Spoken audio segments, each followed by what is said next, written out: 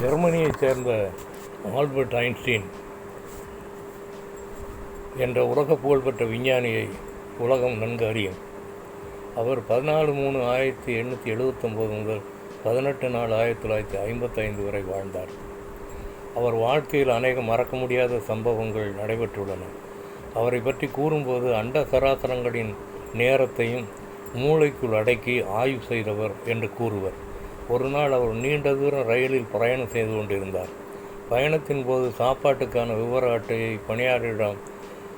ஒரு பணியாளர் அவரிடம் கொடுத்து விட்டு போனார். மெனு.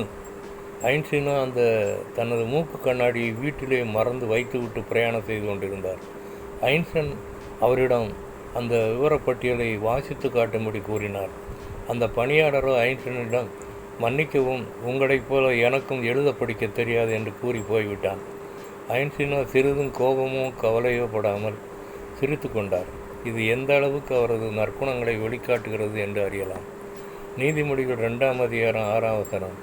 கர்த்தர் ஞானத்தை தருகிறார், அவர் வாயினின்று அறிவும் நற்புத்தியும் வரும். Proverbs 2:6. For the Lord gives wisdom, from his mouth comes knowledge and understanding. One song.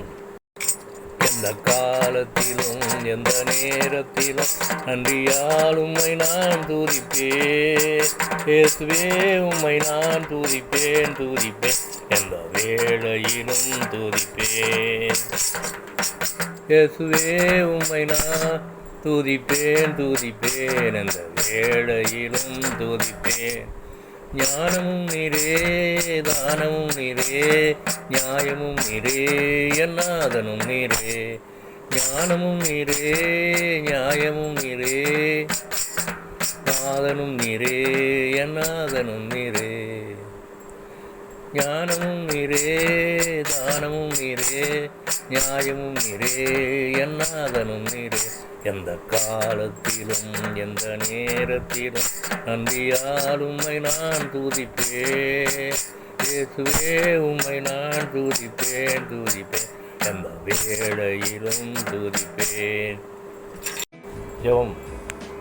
எங்களை நேசிக்கிற நல்ல பிதாவே, என்னையுடைய சமூகத்திலே தாழ்த்தி ஒப்புக் கொடுக்கிறேன் ஆண்டவரே.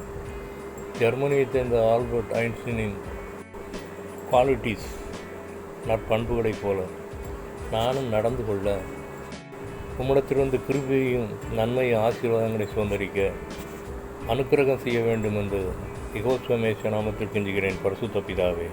ஆமென்.